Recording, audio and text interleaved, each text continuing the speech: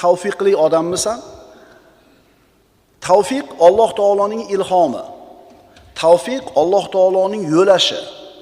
Tavfiq Alloh taolo sizni ishingizni o'zini qo'liga olishi. Tavfiq sizni o'zingizni holingizga tashab qo'ymasligi. Ana shu tavfiqni ta'rifini o'qidik va oxirgi darsimizda shu savolni berdik.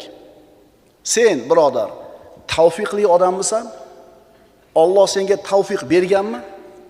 Ana shu alomatlardan 3 tasini suhbat qilgan edik, davom etamiz.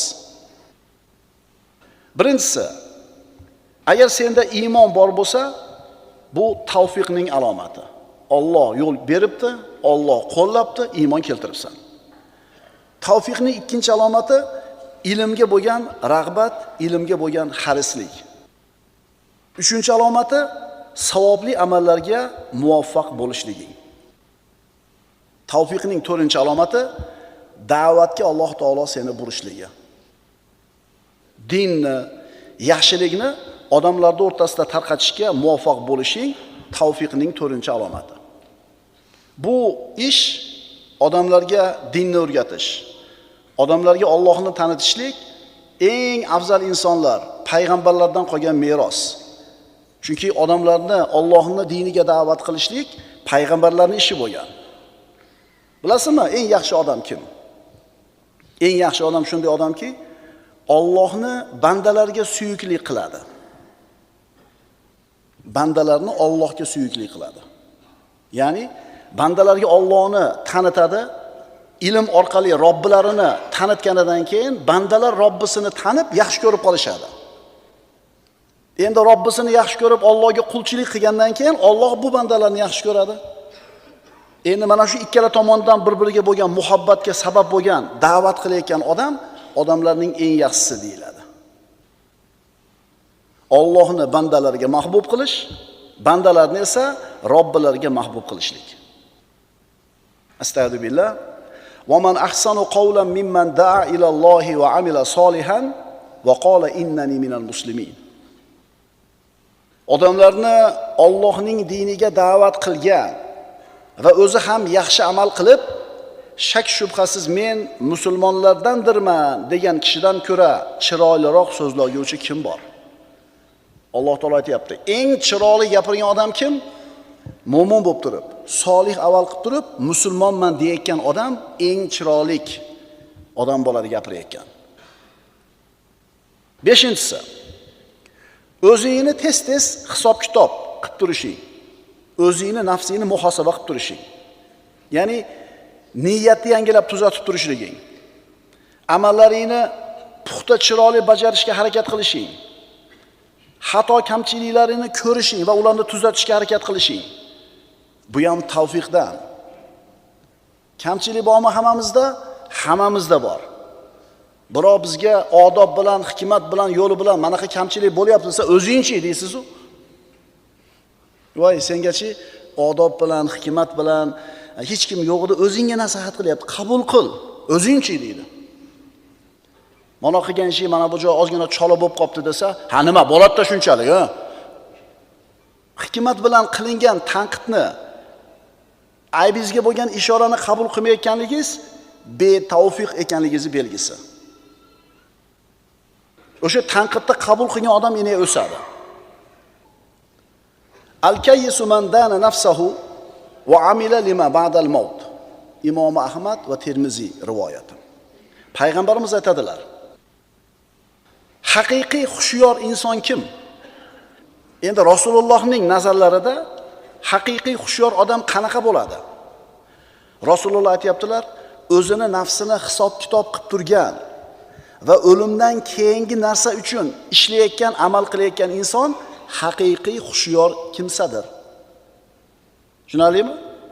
O'zini hisob-kitob qilib turadi doim ishlarini va o'limni esdan chiqarmasdan shunga qarab kun kechiradi, shunga qarab amal qiladi. Mana shu odam haqiqiy xushyor odam ekan. Umar ibn Xattob radhiyallohu anhu aytadi: "Hasibu anfusakum qabla an tuhasabu va zinu a'malakum qabla an tuzana alaykum." Hisob kitob qilinmasinglardan avval o'zingizlarni hisob kitob qilib turinglar. Ya'ni farishtalarni oldiga kelganingizda hisob-kitob qilinadi qiyomatda. Shundan avval o'zingizlar hisob-kitob qilib turinglar o'zingizlarni. Va amallaringlar tortilishidan avval sizlarni zararinglarga o'zingizlar amalinglarni tortib turinglar. Ya'ni o'zingni qarab yur. Bugun necha mahal namozni qoldirdim? Necha marta g'iybat qildim? Qaysi farz amal qolib ketdi? Zikrda aytdimmi, aytmadimmi?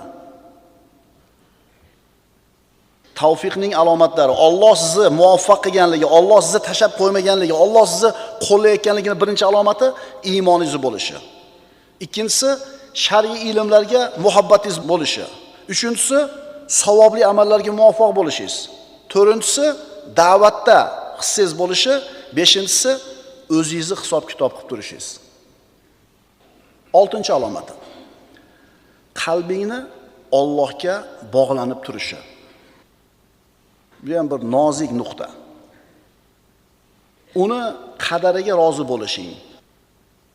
Uning fazli marhamatiga, ne'matiga shukr qilishing. Farz, vojib amallarni qoldirmasdan qilishing. Allohning haqqini ado qilishga harakat qilishing. Uni o'ziga tavakkul qilishing. Uning o'ziga suyanishing. Qalbingni uni o'ziga topshirishing. Qalbingni odamlarga bog'lanib qolmasligi. Odamlar bor yo'g'i ojiz banda ekanligini tushunishing. Ana shu bandalarning ustida ham Allohning qadari joriy bo'lishini aniq bilishing. Alloh senga o'zi kifoya qilishiga ishonishing. Uni iznisiz biron narsa sodir bo'lmasligiga iymoningni komil bo'lishi. Uni hukmini hech kim rad qila olmasligiga iymoningni komil bo'lishi.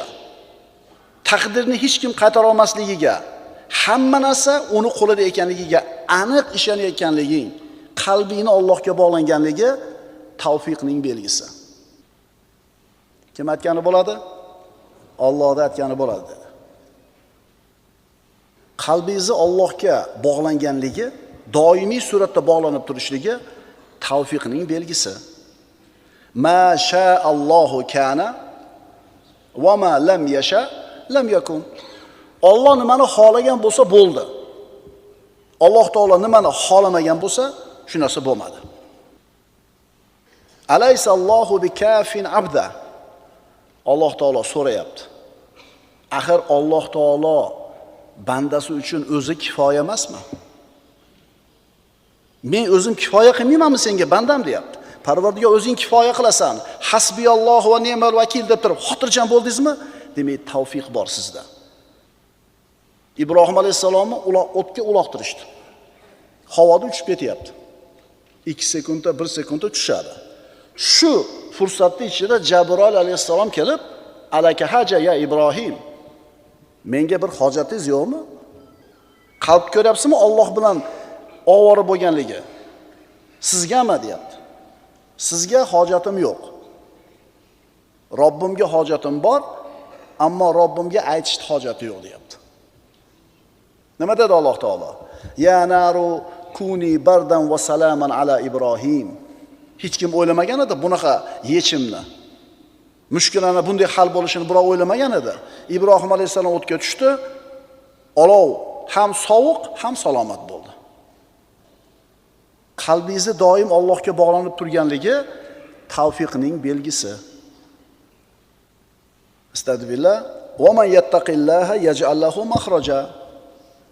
Kim Allohdan taqvo qilsa, Allohdan qo'rqsa, unga mahrojini beradi. Har qanaqa muammodan chiqib ketadigan yo'lni beradi. Bo'ldimi? Yo'q, davomi bor. Va yarzuquhu min haythu la yahtasib. Kutmagan joydan rizqini beradi. Bo'ldimi? Yo'q. Va man yatawakkal alallohi fa huwa hasbuhu. Kim Allohga tavakkul qilsa, Alloh shu bandaga o'zi kifoya qiladi. Nima? Robbingiz o'zi kifoya qilmaydimi sizning muammolaringizga? Kifoya qiladimi? Aniq ishonasizmi? Qalbingizda shubha yo'qmi? Hasbiyalloh va ni'mal vakil deb xotirjam bo'ldingizmi? Demak, sizda tavfiq bor. Alloh sizni o'ziga tashab qo'ymabdi. 7-si. Eng katta g'am tashvishing oxirat bo'lishi. Shu yerda endi muammo bor. Yuribmiz ko'chada deydi. Nima deb? bola chaqa, tirikchilik. Mashada g'amiz. Mashada g'amiz, bomdodga chiqish g'am emas. Zikrda aytish g'am emas. Bir to'rt qator bir narsani o'qish yoki yodlash g'am emas. Allohning diniga bir xizmat qilishlik g'am emas. G'am nima? Bola chaqa, tirikchilik. Allohni unutib qo'yib, faqat dunyo deb yashayotgan odamlarni qarasanglar, Alloh taolo shunday qilganki, bularni mana shu g'amdan boshqa narsaga vaqti yo'q. Ota-onasini kunda borib xabar olgani vaqti yo'q. Ish ko'p. Siyla rahimga vaqti yo'q. Ish ko'p. Bir tabiat qo'yniga chiqib dam olib kelgani vaqti yo'q. Ish ko'p. Bola chaqasi bilan o'tirib ujin qilgani vaqti yo'q. Ish ko'p. Rossiyada yuradi, bir haftada bir marta telefon qilib qo'ygani vaqti yo'q. Nimasi ko'p? Ish ko'p. O'sha otangga bir hafta bir marta telefon qilib qo'ymasdan onangga ishing zo'r bo'lib ketyaptimi? Tushunarlimi? Faqat dunyo, faqat pul deb yurganlar, Allohni esdan chiqarganlarni Alloh taolo shunday qilib qo'yganki, shu dunyo ishidan boshqa narsaga umuman vaqti yo'q. O'zini sog'ligiga qaragani ham vaqti yo'q, trenajyorga borgani ham vaqti yo'q, futbol o'ynagani ham vaqti yo'q, o'zi xolagan ishlarga vaqti yo'q. Nimaga? G'am noto'g'rida. Tavfiqni 7-alomati eng katta g'am tashvishing, birinchi g'am tashvishing Alloh taoloning roziligi, oxirat bo'lish kerak. Bu dunyo hayotini oxiratning ekinzori deb bilayotgan bo'lsang, bu dunyo hayoti mehnat hovlisi ekanligini tushunayotgan bo'lsang, bu dunyo hayotiga aldanmayotgan bo'lsang, bu dunyo hayoti oxirat hovlisi uchun tayyorgarlik maydoni ekanligini bilayotgan bo'lsang, mana shunday e'tiqodda bo'lgan bo'lsang, sen tavfiqni ishidasan. Alloh taoloning ulkan tavfiqi seni qo'lingda turibdi ekan. Mana shu narsa bilan qalbingiz keyin xotirjam bo'ladi, o'y fikringiz o'rnida bo'ladi. Biz o'zi esimizni taniyotganimizda o'sha o'lchov tushunchalarimiz, hayot haqidagi tasavvurlarimiz noto'g'ri bo'lganligi uchun hayotda qilayotgan ishlarimiz ham noto'g'ri ekan. Agar qo'limizdagi kompas Allohning roziligini ko'rsatadigan kompas bo'lganda, qilayotgan hamma ishimiz to'g'ri bo'lardi. Lekin birimizning kompasimiz dunyo. Dunyoni ko'rsatadi, ma'qul yur deydi. Birimizning kompasimiz mansab, birimizning kompasimiz obro', birimizniki mashhurlik. O'shuning uchun har tomonga yurib, chochilib yuribmiz. O'zi avvalambor mana shu ayniqsa mana o'g'il bolalar xususan endi oq qorani ajratib 7, 8, 10 ga kirganda mana bu o'lchov tushunchani to'g'ri qilish kerak otalar, yosh otalar. Allohning roziligi birinchi o'rinda turish kerak bolam. Birinchi maqsading nima qilsam Xudo mendan rozi bo'ladi degan e'tiqod bilan yashagin, qolgan problemani Alloh hal qilib beradi. Domlalarning gapiga qarasang, olma pish og'zimga tushib o'tiraveradi. Kim aytdi senga unaqa deb? Zo'r hunarni tanla, zo'r kasbni tanla, ilmni o'qi, zo'r qil. Katta pul topadigan mehnatni, ilmni sababini qil, lekin qalbing Alloh bilan bo'lsin. Mana o'sha biz aytayotgan narsaga payg'ambarimiz sollallohu alayhi vasallamning ushbu hadisi dalil bo'ladi. Rasululloh sollallohu alayhi vasallam aytadilar: "Man kanatil akhiratu hammahu, ja'alallohu ghinahu fi qalbihi wa jama'alahu shamlahu va atathu dunya va hiya raghima." Mana o'lchov tushunchani qaranglar, qanaqa bo'lish kerak. Rasululloh aytayaptilar, kimning g'ami oxirat bo'lsa, eng katta g'ami, eng birinchi g'ami oxirat, Allohning roziligi bo'lsa, Alloh uning boyligini qalbiga solib qo'yadi. Qalbi boy bo'ladi birinchi navbatda. Puli bo'lsa bo'lmasa, qalbida xotirjamlik bo'ladi. Uning ko'nglini bir joyda qilib qo'yadi. Dunyo uning oldiga o'zi xohlab kelaveradi. Davomini qarang. Va man kanati dunya hammahu. Endi kimning eng asosiy g'ami shu dunyo bo'lsa, faqat dunyo g'am bo'lsa, ja'alallohu faqrahu bayna aynayhi. Bunaqa odamni kambag'alligini mana ikkala ko'zini o'rtasiga, peshonasiga yozib qo'yadi. Fafarraq alayhi shamlahu. uni ishini sochib qo'yadi, ko'nglini notinch qilib qo'yadi. Walam ya'tihi minad dunya illa ma quddira lahu. Dunyodanmi Alloh taqdir qilgandan oshchasi kelmaydi. Bittasini Alloh taolo hamma g'am tashvishiga o'zi kifoya qilyapti, bittasini Alloh taolo sochib qo'yapti ishini, doim baxtsiz. Farq nimada? Ikkalasi ham mehnat qiladi, ikkalasi ham ilm o'qiydi, ikkalasi ham hunar qiladi. Birinchi odamning g'ami Allohning roziligi. Ikkinchi odamning g'ami dunyo. Mana endi tushunyapsizlarmi nimaga doim yetmaydi? Nimaga doim shikoyat bor? Nima uchun boylar ham doim pul orqasidan quvaveradi? Chunki o'lchov noto'g'ri. Kompis chataq. Boshqa hadisda aytadilar: "Man ja'ala al-humuma hamman wahidan, kafahu Allahu hamma dunya." Kim ko'p g'amlarni bitta g'am qilib olsa, Alloh u uchun dunyo g'amlariga o'zi kifoya qiladi. G'am ko'p dunyoda. Sog'lik bor, tinchlik bor, uy bor, kiyim bor, pul bor, bola bor. Mana shu g'amlarning hammasini bitta g'amga almashtirib olsin. Nima qilsam Alloh mendan rozi bo'ladigan g'am bilan yashasin. Shu savolni javobini topish bilan shunga harakat qilib yashasin. Qolgan g'amlarga Alloh o'zim kifoya qilaman deyapti. Kimning aqli va qalbini dunyoning ko'p g'amlari va tashvishlari har tarafga sochib yuborgan bo'lsa, Alloh bunaqa odamni dunyoni qaysi vodiylarida halok bo'lishiga parvo qilmaydi. Shuning uchun akalar, ukalar, xotin kerak, pul kerak, uy kerak, bular kerak. Bularni hech qaysini inkor qilmaymiz. Va mana shu narsalarni qo'lga kiritish uchun nima ish qilish kerak bo'lsa, hammasini qilamiz. Lekin bular g'am bo'lmaydi.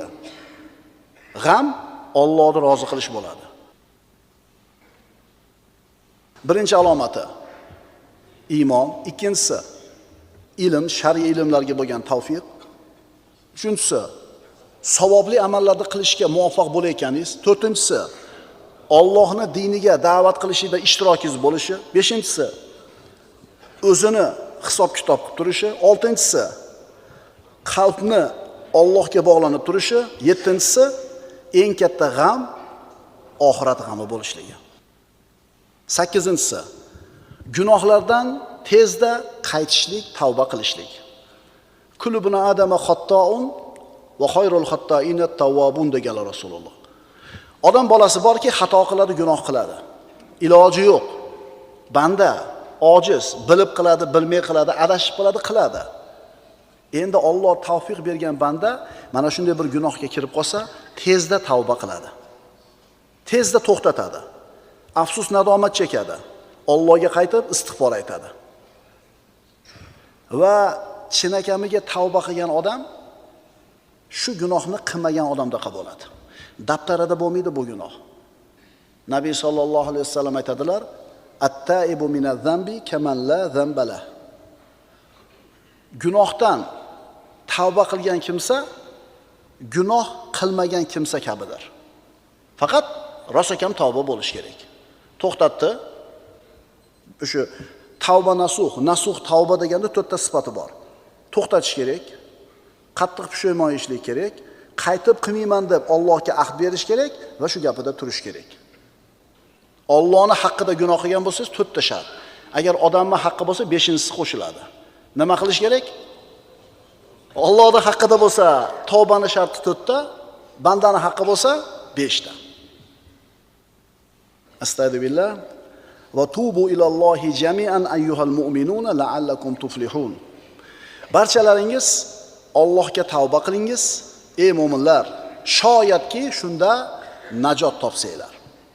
Boshqa oyatda albatta Alloh tavba qiluvchilarni va o'zlarini mudom pok tutuvchilarni yaxshi ko'radi.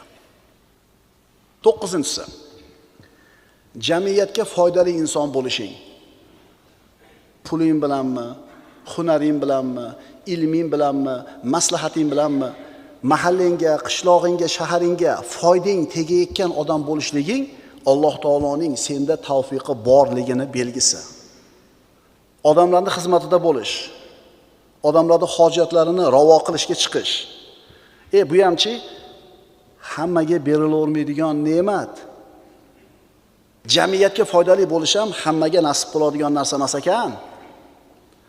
Mansabi bilan, moli bilan, ilmi bilan, hunari bilan, maslahati bilan odamlarga foydali bo'lishlik Alloh taolo yaxshi ko'rgan sifati bandani. Payg'ambarimizning hadisini o'qiymiz. Ahabbun nasi ilallohi anfahum linnas. Odamlar orasida Alloh uchun suyuklirog'i odamlarga foydalirog'idir. Va ahabbul a'mali ilallohi azza va jalla sururun tudkhiluhu ala muslimin. Alloh uchun eng suyukli amal nima? Bir musulmon kishining qalbiga xursandchilik kiritishing. Bir og'iz gapingiz bilan xursandchilik kiritib qo'yishingiz mumkin. Mana ekanini aytmabsiz-da, aka, bilgan ekansiz desa, sen so'ramading-da deydi. Rasululloh aytadilar: "Au tukshifa anhu kurbatan." yoki ana shu bir musulmondan bir mashaqqatni ko'tarishing. Au taqdi anhu daynan, yoki bir qarzini uzib qo'yishing. Au tatruda anhu ju'an, yoki undan ochlikni ketkazishing. Jamiyatga foydali bo'lishlik Alloh taolo yaxshi ko'rgan sifatlardan. Jamiyatga foydasi tegyaptimi? Demak, sizda tavfiq bor. Alloh sizni tashab qo'ymabdi bir chekkaga. Alloh ishlatyapti ekan sizni shu ishga. Hadisni davom etkazamiz. Waliyan amshiya ma akhil muslim fi hajatin ahabbu ilayya min a'takifa fi hadha al-masjid shahran. Ya'ni fi masjid al-Madina. Mana bu masjidimda deyaptilar Rasululloh.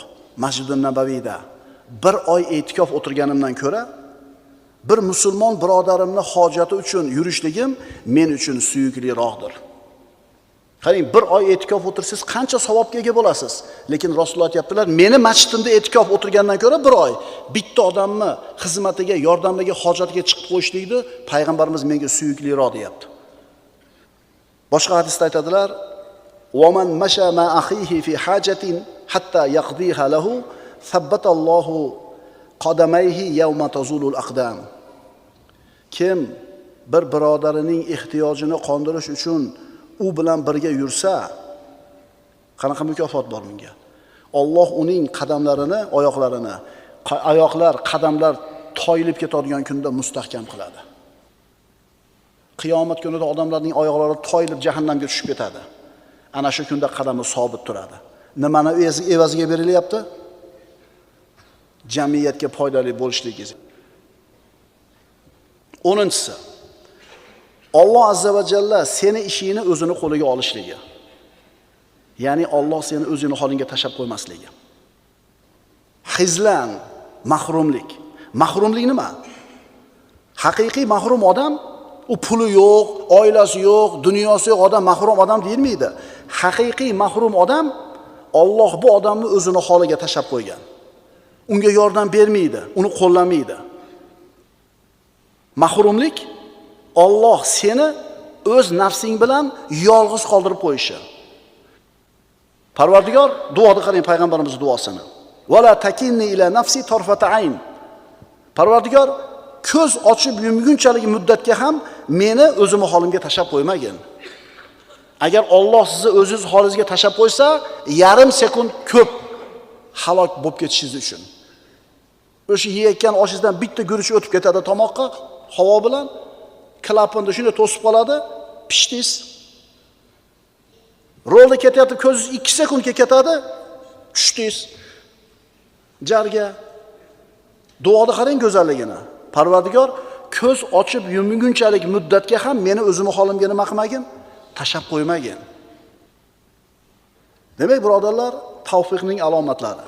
Birinchisi iymon, ikkinchisi shar'iy ilmlar, uchinchisi savobli amallar, to'rtinchisi Allohning diniga da'vat, beshinchisi o'zini hisob-kitob qilib turish, oltinchisi qalbni Allohga bog'lanib turishi, yettinchisi eng katta g'aming oxirat bo'lishi, sakkizinchisi gunohlardan tezda tavba qilishing, to'qqizinchisi jamiyatga foydali bo'lishing va 10-si Alloh seni ishingni o'zini qo'liga olishi. Aqulu qawli hada va astaghfirulloh li va lakum. Innalloha va malaikatahu yusalluna alan nabiy ya ayyuhallazina amanu Sollu alayhi va sallimu taslima. Vassalomu alaykum va rahmatullohi taala va barakatuh. Tavfiq Alloh sizni adashib ketishdan saqlashi. Tavfiq sizni o'zingizni holingizga tashlab qo'ymasligi. Tavfiq yutuq. Ana shu iymonga, taqvoga, solih amallarga muvaffaq bo'lishlikni qanaqa yo'llari bor? Nima ish qilsak bizda tavfiq bo'ladi. Demak, mavzuyimiz tavfiqni qo'lga kiritishning qanday yo'llari bor? Va ma tavfiqi illa billah deydi Shuayb alayhisalom. Mening tavfiqim faqat Alloh bilan. Bironta yaxshi ishga muvaffaq bo'lmaymiz agar Alloh tavfiq bermasa. Biron gunohdan tiyala olmaymiz agar Alloh tavfiq bermasa. Tavfiq siz bilan bizga suvdek, havodek zarur narsa. Ana shu tavfiq bo'lsa, ikki dunyo saodatini qo'lga kiritamiz. Qanday qilsak taqvoga, solih amallarga muvaffaq bo'lamiz, tavfiq topamiz.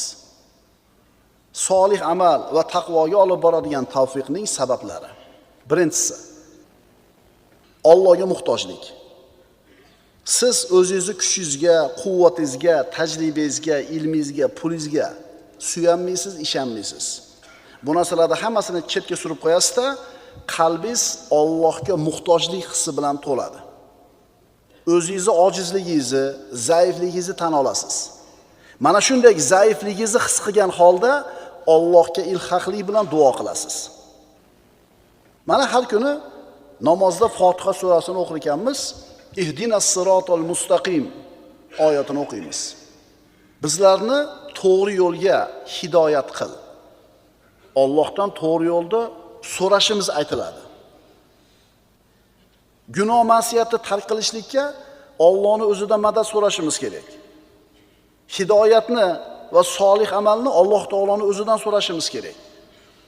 Alloh taolo hadis qudusiyda aytadi: "Ya ibadi kullukum dallun illa man hadaytuhu fastahduni ahdikum." Ey bandalarim, sizlar hammanglar adashgansizlar. Hammanglar zalolatdasizlar. Faqatgina men hidoyat qilganlar bundan mustasno. Bas mendan hidoyat so'ranglar, sizlarni hidoyat qilaman. Men aniq bu ishga qo'l urmayman. Men aniq 30 kun roza tutaman deb hech qachon gunohni tark qilishlikka yoki savob ishni qilishlikka o'zingizga suyanib qolmang. Inshaalloh qilib beraman. Inshaalloh boraman. Javob: aka bo'ldi, muammoingiz hal bo'ldi, ketavering deydi. Javob: garantiya deydi. Sen o'zingga garantiya bera olaysanmi? Ha, u ishni qo'y hali. Ishni bitkazishni qo'y hali. O'zingni ertalab uyg'onishingga garantiya bera olaysanmi? Yo'g'a. Allohu yajtabi ilayhi man yasha va yahdi ilayhi man yunib. Alloh u dinga hidoyat topish uchun o'zi xohlagan kishilarni saylar va unga iltijo qiladigan kishilarni hidoyat qilur. Alloh kimga hidoyat qilar ekan? Kimga tavfiq berar ekan? Unga duo qilib iltijo qilganlarga. Tavfiq Allohning marhamati. Tavfiqni faqat Alloh taolo beradi. Tavfiqni faqat Allohdan umid qilamiz. Demak, sabablarning birinchisi Allohga muhtojligingizni his qilishingiz. Ikkinchi sababi o'zingizni ojizligingizni tan olishingiz. Siz o'zingizni ojiz, zaif ekanligingizni tan olasiz. Allohga muhtoj ekanligingizni e'tirof qilib, bo'yin sunasiz. Shunda Alloh taoloning marhamati bo'lsa, tavfiq bo'ladi. Tavfiq faqat Alloh tomonidan beriladi. Soddaroq qilib aytaymi? Yozuvchilar, shoirlar faoliyatida, ijodida bir to'xtalish bo'lib qoladi. Ijodiy krizis deb qo'yadi. Ilhom kelmaydi bizning tilda aytganda. Va bir ilhom kelib qoladi, nima bo'ladi? Darrov yozib qoladi haligi. Ana shu tavfiq deyiladi shu. Turibdi usta qarab, qanaqa qilsammikin deydi shu problemani hal qilishga. Hech topa olmaydi. Bir hafta o'ylanadi. Keyin Alloh taolo shu tavfiqni bersa, evrika deydi. Topdim degani. O'zi topgani yo'q u. Alloh nima qildi unga? Shoyib alayhisalom aytadi: Astagfirullah. "Va ma tawfiqi illa billah, alayhi tawakkaltu va ilayhi unib." Men faqat imkonim boricha isloh qilishni istayman. Xolos. Va bunga yolg'iz Allohning tavfiqi, yordami bilangina muvaffaq bo'laman. Allohning o'ziga suyandim, o'ziga iltijo qildim. Men sizlarni isloh bo'lishinglarni xolab, menga bog'liq bo'lgan ishni qilaman. U yog'i kimdan? U yog'i Allohdan, tavfiq Allohdan deyapti. Banda yaxshilik talabida sa'yo harakat qilish kerak. Bo'lganidek, yana Robbisining yordamiga suyanishi ham kerak. Va mana shu ishida, mana shu maqsadiga yetishlikda unga yordam beradigan faqat Alloh taolo ekanligini bilishligi ham kerak. Shuning uchun mustor holda Allohning yordamiga muhtoj ekanligini tan olgan holda yalinib, yolvorib duo qilishligi kerak bo'ladi. Va Allohning g'azabidan, qahridan qutulishlik faqat Alloh taolo yordam bersa, shu narsaga muvofiq bo'lishini ham tushunish kerak. Allohning roziligiga yetishligi ham, savobli ish qilishi ham, savobli ish qilishi ham Allohning yordami bilan ekanligini bilish kerak. Demak, meni qo'limda hech narsa yo'q ekanda. Ha, seni qo'lingda hech narsa yo'q. Agar Alloh bermasa. Shuni tushunsang, ine tavfiq beriladi senga. Payg'ambarimiz sollallohu alayhi vasallam bu narsani o'zining duolarida bizga ta'lim berganlar. Marhamat qilib aytganlarki, Allohumma rahmataka arju. Parvardigor, rahmatingni umid qilaman. Fala takilni ila nafsi tarfata ayn. Ko'z ochib yumgunchalik muddatga ham o'zimni holimga tashlab qo'ymagin. Ko'zingizni bir ochib yumdingiz. Qancha vaqt ketadi? Endi payg'ambarimizning duosini ko'ryapsizmi? Ko'zimni ochib yumgunchalik bo'lgan muddatga ham meni tashlab qo'yma. Bir hovuch oshni olamiz, deganimizda bitta ko'cha o'tib ketib qolgani. Ana o'sha 1 sekundni 4dan 1dan qisqaroq muddat o'tib ketdi. Bo'lib qolgansiz. Ha, Alloh demak sizni o'sha paytda o'zingiz holingizga tashlab qo'yuvdi. Ahvolingizni ko'ring. O'sha qo'lingiz surilib ketadi, hali bir narsani kesayotganingizda.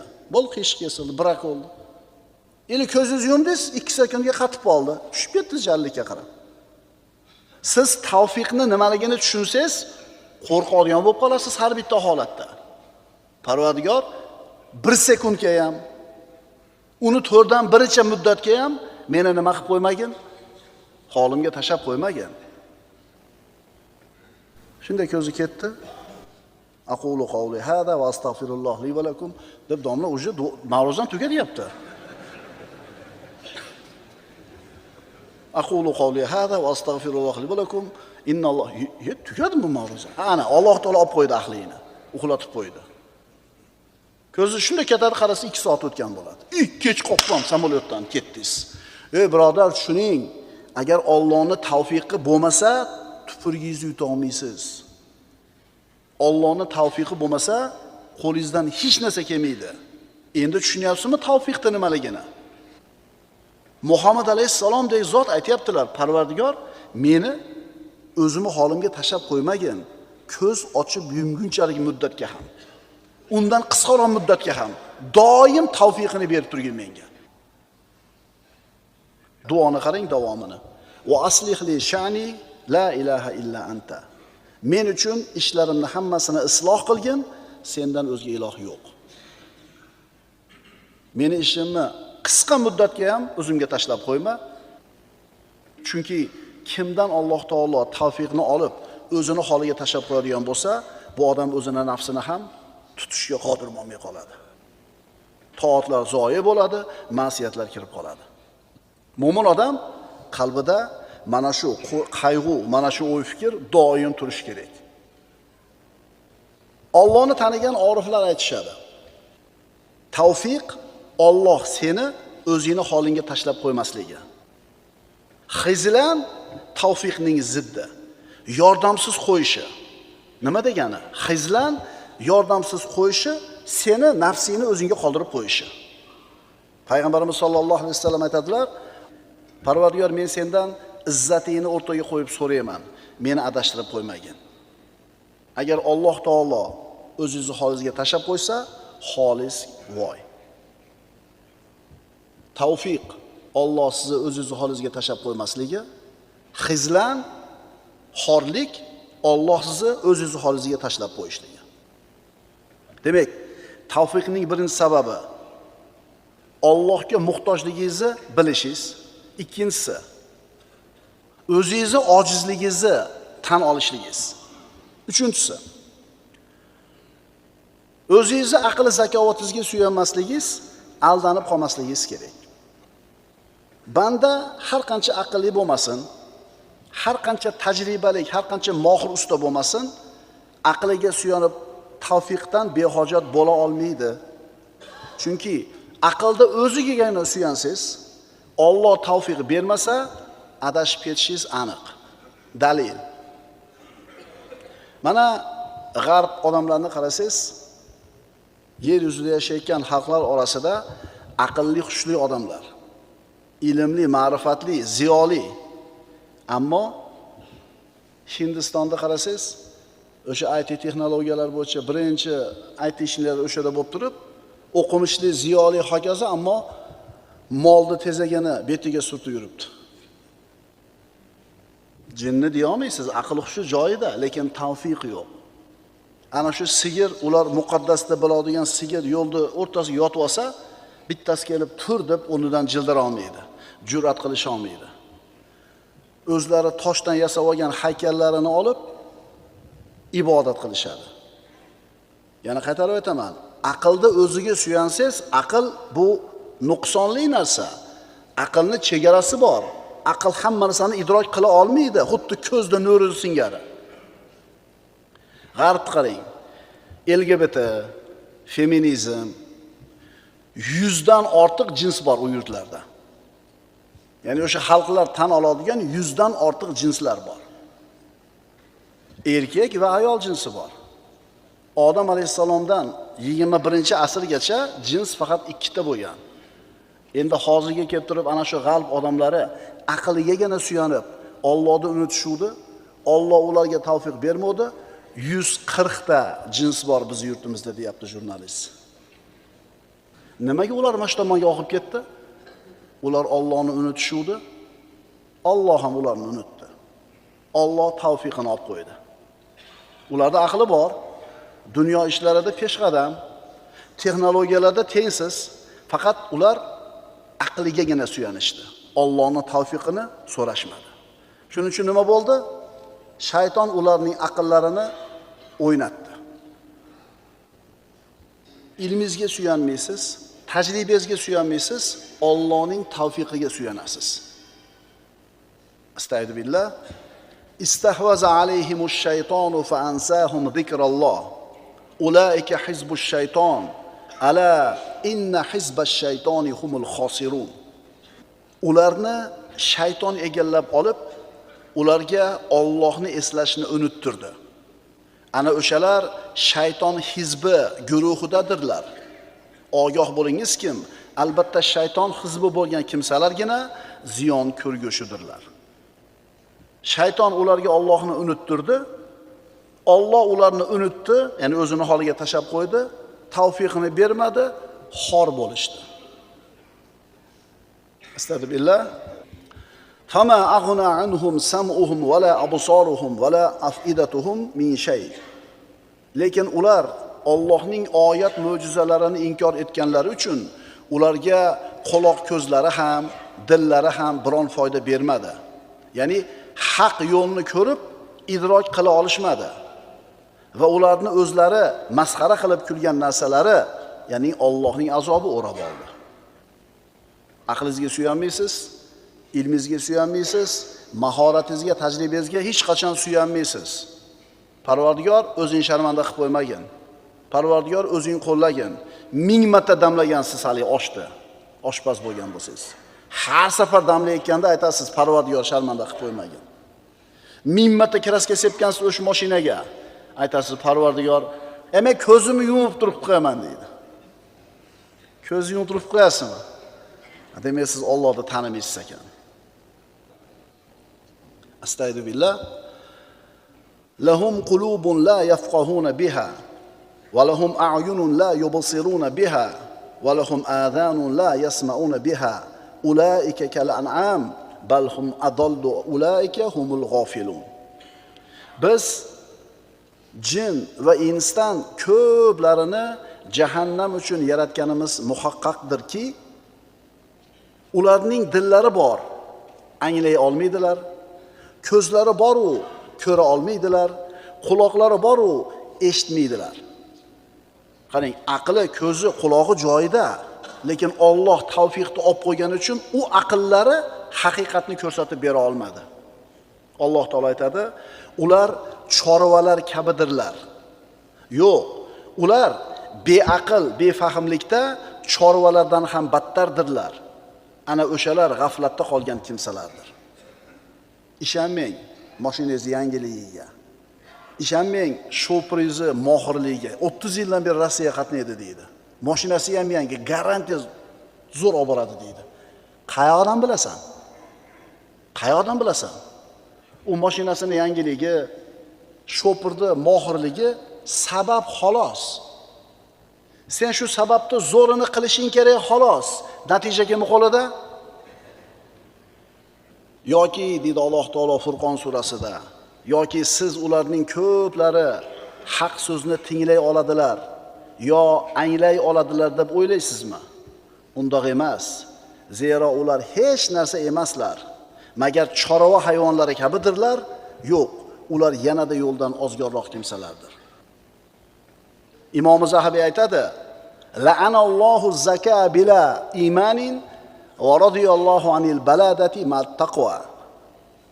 Alloh iymonsiz aqlni, iymonsiz zakovatni la'natlasin. Alloh taqvo bilan bo'lgan soddalikdan rozi bo'lsin. Shuning uchun tavfiq Allohning qo'lida.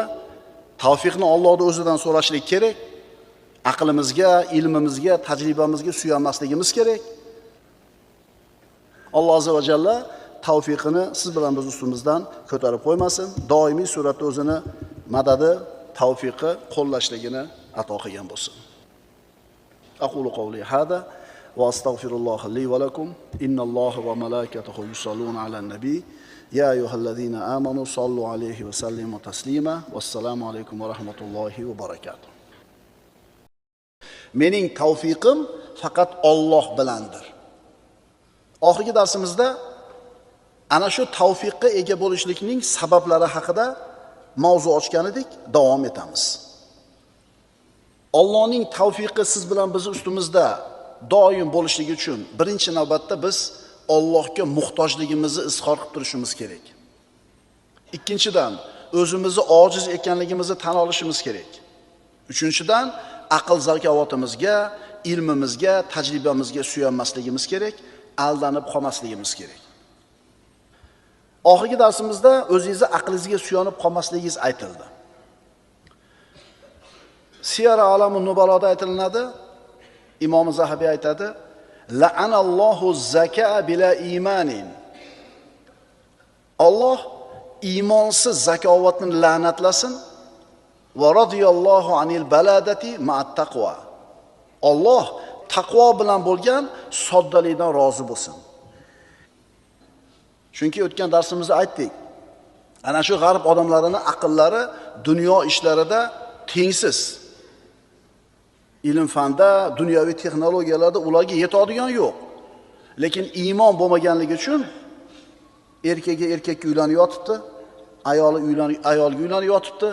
Bu Hindistondagi aqlli aytishnilar, kompyuterchilar, doktorlar molga sig'inib yuribdi, tezagini betiga surtib yuribdi. Ana, agar iymonsiz bo'lsa, aqlni Alloh la'natlasin. Agar iymon e'tiqodi bo'lsa, soddalikni Alloh taolo rahmat qilsin, soddalikdan rozi bo'lsin. Bir odamning 3 ta diplomi bor. Qanchadir ilmiy unvonlari bor. Lekin Allohni tanimagan bo'lsa, iymoni yo'q bo'lsa, bu odam savodsiz deyiladi.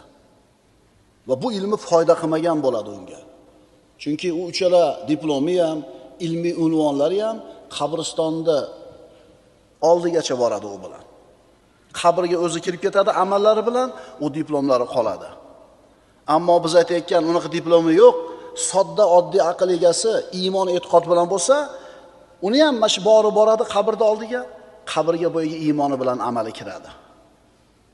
Kim ekan haqiqiy johil? Allohni tanimaganlar. Qalilut tawfiqi khayrun min kathiril aql. Ko'p aqldan ko'ra ozgina tavfiq yaxshiroq. Aytdi-ku, Allohning tavfiqi bo'lmasa, uyingizga bora olmaysiz kechikpat topib yo'lingizni. Qalilut tawfiqi khayrun min kathiril ibada. Ko'p ibodatdan ko'ra ozgina tavfiq yaxshi. Qalilut tawfiqi khayrun min kathiril amal. Ko'p amaldan ko'ra ozgina tavfiq yaxshi. Ko'p aqldan, ko'p ibodatdan, ko'p amaldan ko'ra ozgina tavfiq yaxshi. Chunki bu ibodatingiz, aqlingiz, amalingiz kitobi sunnatga muvofiq bo'lmasa, shariat bergan andozaga tushmasa, bu amallar o'zingizga qaytariladi. Ammo Alloh taolaning ozgina tavfiqi bilan qilgan kichkinagina amalingiz bo'lsa, sizga foyda beradi. 4-inchisi, qalbning salohiyati, qalbning pokligi. Allohning tavfiqi bizi ustimizda bo'lishligini sabablaridan 4-inchisi. Payg'ambarimiz sollallohu alayhi vasallam aytadilar: "Ala inna fil jasadi mudghatan idza saluhat saluhal jasadu kulluhu." Ogoh bo'linglar. Ogoh bo'linglar, insonning jasadida bir parcha go'sht bor. Agar u tuzalsa, sog'lom bo'lsa, butun jasad tuzaladi. Agar u buzilsa, butun jasad buziladi. Ala va hiyal qalb. Ogoh bo'linglar, u bir parcha go'sht qalb dedilar. Ma'qulmi? Qalbning pokizaligi Allohning tavfiqi kelishining sabablaridan bittasi. Mana Alloh taolo Qur'onda shunday marhamat qiladi. Astagfirullah. Ya ayyuhan nabiyyu qul liman fi aydikum minal asra in ya'lamillahu fi qulubikum khayra yu'tikum khayran mimma ukhida minkum va yaghfir lakum vallohu g'afurur rahim. Payg'ambarimiz sollallohu alayhi vasallamning qo'liga asir bo'lib tushganlar. Musulmonlarga qarshi jang qilishdi, mag'lub bo'lishdi. Mana endi kofirlar yoki mushriklar asir bo'lib tushdi. Alloh taolo aytayapti: "Ey payg'ambar, sizlarning qo'lingizdagi asir bo'lgan kishilarga ayting. Ayting o'sha asirlarga. Agar Alloh dillaringizda yaxshilik borligini bilsa, sizlarga o'zingizdan olingan narsadan ko'ra yaxshiroq narsa berur va sizlarni mag'firat qilur." Qalbingizni qanaqaligini Alloh biladi. Agar pokiza bo'lsa, Alloh tavfiqi bo'ladi. Bizda kitobi sunnat degan o'lchov bor. Shuni pokiza qalb degan shabloniga tushgan qalb pokiza bo'ladi. Alloh taoloning biz ustimizga tavfiqi kelishligi uchun bizda Allohga muhtojlik bo'lish kerak. O'zimizni ojizligimizni tan olishimiz kerak. Aql zakovatimizga suyanmasligimiz kerak. Qalbimiz pokiza bo'lish kerak. 5-inchisi. Banda o'zini qo'lidan kelgan solih amallarni qilishi va shu ishda davomiy bo'lishi. Kuchi yetgan, qo'lidan kelgan savob ishni qiladi va doim bo'ladi shu ishda. Payg'ambarimiz sollallohu alayhi vasallamdan Oysha onamiz so'radilar: "Ya Rasululloh, Alloh taologa eng mahbub amal qaysi?" Rasululloh aytdilar: "Adwamuhu va in qalla." Ozroq bo'lsa ham davomiy bo'lgani. Ozroq bo'lsa ham doimiy bo'lgan amalni Alloh taolo yaxshi ko'radi. Chunki mana shu ozroq bo'lsa ham, ko'rimsizroq bo'lsa ham, ammo doim qilingan amaldan iymon ozuqalanadi, iymon quvvatlanadi, iymon poklanadi, nafs poklanadi. Shu bilan savobli amallar ko'payadi. Davomiy bo'ladigan bo'lsa, ozgina amal bo'lsa ham, shu sizni Allohning tavfiqiga yetishingizga olib boradigan sabablardan. 6-inchisi. Alloh taoloning tavfiqi sizga berilishi uchun sizda bo'lish kerak bo'lgan sabablarning 6-inchisi. Banda Alloh taoloning unga bo'lgan fazli, marhamati, minnatini his qilib turishi. Banda Allohning o'zi uni hidoyat qilganligi uchun musulmon bo'lganligini tan olish kerak, his qilish kerak. Alloh o'zi ko'mak bergani uchun va yaxshilikka muvaffaq qilgani uchun shu yaxshilikni qila oldim deb turib, Allohning fazlini his qilib turish kerak. Allohning fazli marhamati bo'ldi, Allohning tavfiqi bo'ldi, mana bu ishni qildik. Avval Allohning fazlini ayting. Men bunday qilib qo'ydim, biz bunday qilib qo'ydik emas. Avval Allohning fazlini ayting. Allohning fazli bo'ldi, Allohning marhamati bo'ldi, mana shu ishni qilishlikka muvaffaq bo'ldik. Desiz, Alloh sizni yana shunaqa ishlarga muvaffaq qilaveradi. Agar men qildim desiz, Alloh taolo sizni o'z holingizga tashab qo'yadi. Mana Arablar kelib payg'ambarimiz sollallohu alayhi vasallamga musulmon bo'lganligini minnat qilishdi. Arabiylar bu sahroyilar.